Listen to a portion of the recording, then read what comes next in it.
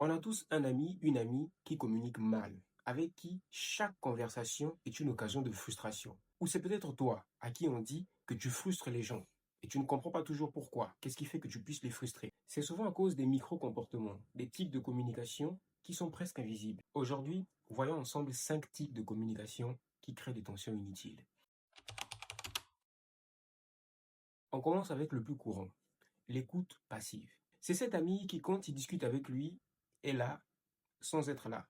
Il est là physiquement, il hoche la tête quand tu parles, il te regarde, mais son regard est complètement vide. Il écoute les sons, mais n'entend pas ce que tu dis. Et pendant que tu le parles, tu sens clairement qu'il est ailleurs. En psychologie de la communication, on appelle ça une présence absente. Et c'est très nocif parce que ça envoie un message inconscient à l'autre, comme quoi ce que tu dis n'est vraiment pas intéressant pour moi. Au final, en discutant avec ce genre de personnes, on sort de la discussion sans réellement être satisfait de la conversation. Parce qu'en fait, il n'y a même pas eu conversation. On ne s'est pas senti écouté, on ne s'est pas senti compris. Et au final, la frustration que tu avais en venant discuter avec la personne, au lieu de s'atténuer, est peut-être même accentuée. Et c'est vraiment, vraiment dommage. En numéro 4, on a le fameux minimiseur d'émotions. C'est la personne qui répond à ce que tu dis, à ta peur ou à ta colère avec des phrases comme mais c'est pas si grave, tu exagères. Ah, mais tu es toujours comme ça. À chaque fois, tu fais tout un plat. Ce comportement est extrêmement, extrêmement destructeur. À force d'être traîné de la sorte, les gens finissent par s'isoler, se disant que c'est peut-être eux le problème, qu'ils sont peut-être trop émotionnels ou hyper émotionnels. Il est peut-être temps que les gens comprennent que les émotions n'ont aucune vocation à être logiques. Les émotions ont besoin d'être reconnues. Et c'est tout. Il y a des personnes, des amis, des cousins qui viennent discuter avec vous juste parce qu'elles ont besoin d'être entendues, comprises. C'est tout. Pas forcément parce qu'elles ont besoin d'une réponse ou parce qu'elles ont besoin d'une solution à leurs problèmes. Juste parce qu'elles ont besoin de se confier. Et les émotions, ça ne se juge pas. En numéro 3, nous avons le voleur de parole, celui qui t'interrompt tout le temps. Pas pour demander des explications, mais pour ramener la conversation à lui.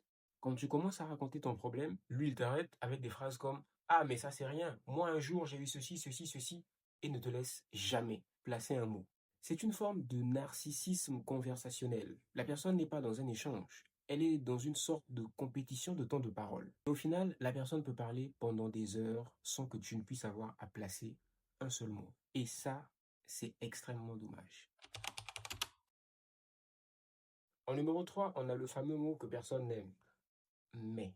Ça annule tout ce que la personne a dit en amont. Je suis d'accord avec toi, mais dans notre société actuelle, ce mais est désormais perçu comme un billet de négation. Il fait croire à l'autre que tu valides son propos pour mieux le déconstruire après. Ce qui crée d'office une méfiance, c'est la personne avec qui tu discutes. Un simple silence ou un et change complètement la dynamique.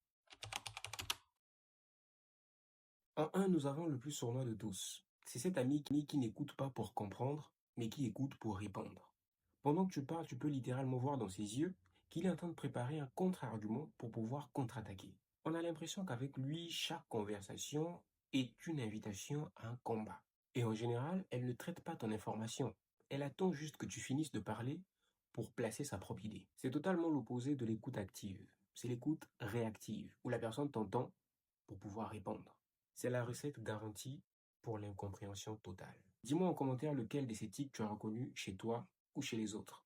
Dans la prochaine vidéo, nous verrons ensemble des axes de solution pour chaque tic pour faire de toi quelqu'un qui communique mieux. C'était dédié Karin, on se donne rendez-vous pour une prochaine vidéo. Peace.